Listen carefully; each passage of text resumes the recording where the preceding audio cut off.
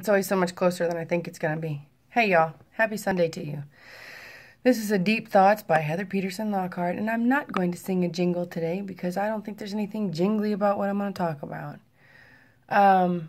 Lately I have been called a spiritual warrior, and I've been called a spiritual warrior by quite a few people at quite a few times. And at first I was like, oh, that's a cute thing, and that's a nice thing to say. And then the more that things happen, and the more that I am appalled at our apathetic, lackadaisical American public, and I refuse to think that that's the way it has to be, I realize I might be a spiritual warrior. And then at this day and age, we need people to be spiritual warriors. In fact, each of us needs to be a spiritual warrior. There's been quite a few, let's say, situations as of late that God has put in my path, and I've I guess you could say happen to be in the right place at the right time, or happen to be the wrong place in the wrong time at the right time, depending on how you want to look at it. But I guess in any of these events I've had a choice, and I could look the other way, and I could ignore the voice that goes off inside me, and I could go about my business, and I could choose not to get involved. And that's what most of us do. We don't want to get involved. We don't want to say anything. We don't want to rock the boat. We don't want her to think I'm a bitch, and well, I don't want to be the one that everyone looks at.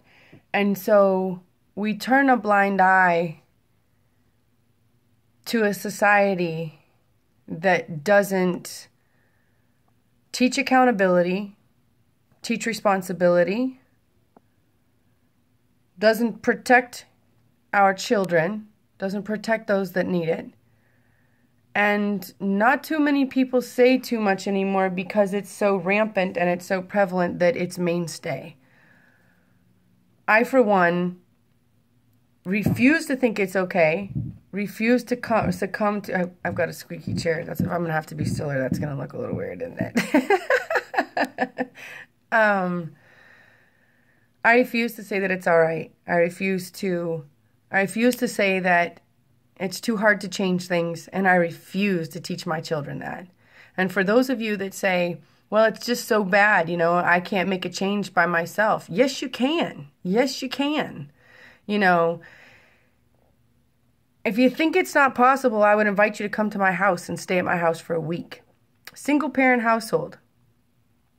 Observe the way that my children and I interact with each other. It is possible. It is possible to teach personal accountability and accountability to your family, your environment, your community, your higher power, whatever you choose to worship. It is possible, and it starts with us doing it doing ourselves. And I think one of the ways to get in touch with that is to listen to that inner voice, or some people say listen to the voice of God, listen to the voice of the Spirit. Third eye, I've heard it called, that barometer inside you that sounds when there's danger, that sounds when there's alarm, that tells you perhaps you should pay attention to this.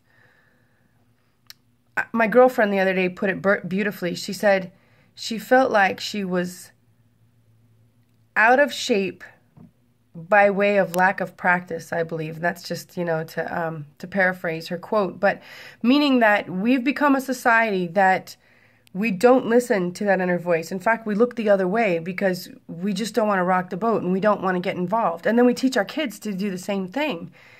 And it's, in my opinion, become an epidemic. And it's not just disgusting, it's tragic. And if we don't do something about it, it's not going to get any better. That voice inside, that spiritual connection, that conscious contact with God or your higher power, whatever you want to call it, that's the very thing that we should be working so hard to cultivate so that we can develop our humanity, develop our ability to pay attention to others, to improve our community, to protect those who need it. And the fact that by way of practice, we teach our kids to simply look the other way.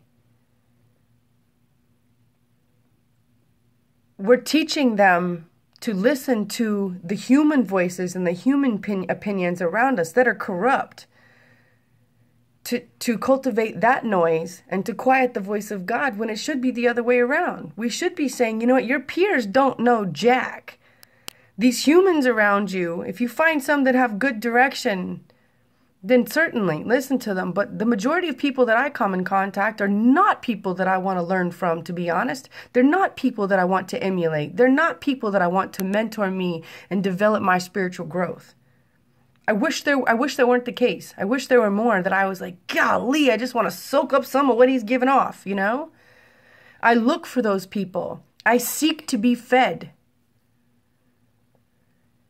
But I do have a choice that although I might not receive as much of the feeding as I choose or as I would desire, that doesn't mean I just give up, lay down, succumb to an apathetic society, and just don't give a crap, you know?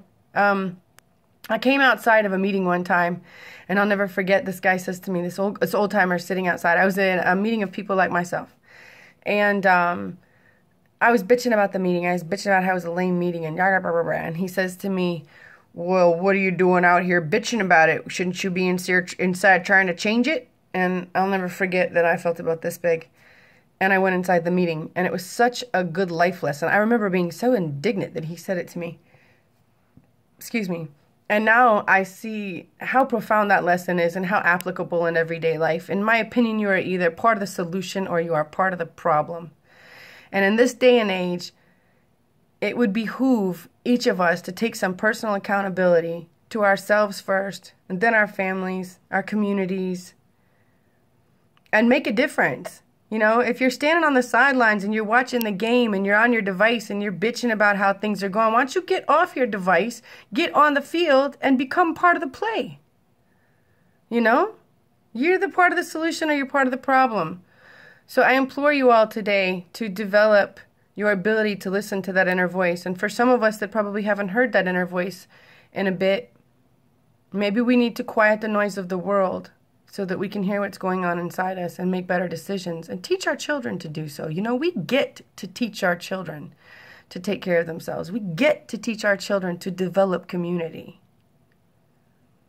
We don't have to.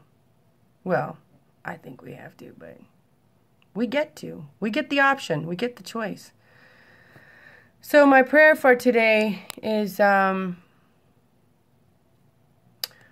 Lord, thank you for this day and all the opportunities that come in it. And please help us to view the challenges as simply that, opportunities and lessons, maybe in not warm, frilly circumstances, but a lesson all the same and an opportunity all the same.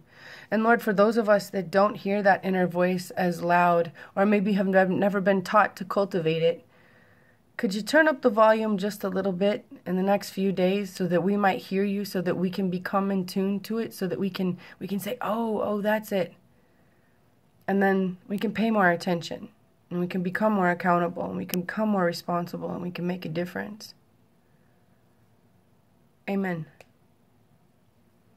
Thank you for tuning in. There's probably going to be some more like this. I'm probably going to talk about it some more. I think it's pretty disgusting what's going on nowadays. I hope more of you think it's disgusting so we can try to do something different.